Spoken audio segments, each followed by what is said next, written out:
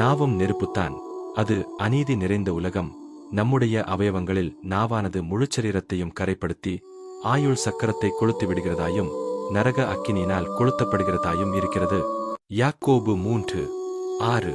அன்பானவர்களே, வேதம் சொல்கிறது, நாவானது சிறிய அவயமாயிருந்து பெருமையானவைகளை பேசும். சிறிய நெருப்பு எவ்வளவு பெரிய காட்டை கொளுத்து விடுகிறது. நம்முடைய நாவும் நெருப்புதான். நாவை அடக்க ஒரு மனுஷனாலும் கூடாது. அது சாவுக்கு ஏதுவான விஷம் நிறைந்ததாயிருக்கிறது. அதே நாவினால் நாங்கள் எங்களுடைய பிதாவாகிய தேவனை துதிக்கிறோம்.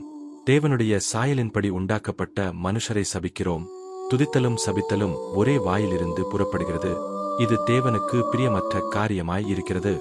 எனவே நாங்கள் எங்கள் இருதயத்திலே கசப்பான வைராக்கியம், விரோதம், பொய் போன்ற காரியங்களை விட்டுவிட்டு ஆண்டவருக்கு பிரியமான வார்த்தைகளை பேசி அவருடைய நாமத்தை எப்பொழுதும் மகிமைப்படுத்துகிறவர்களாய் வாழ்வோம். ஆமென்.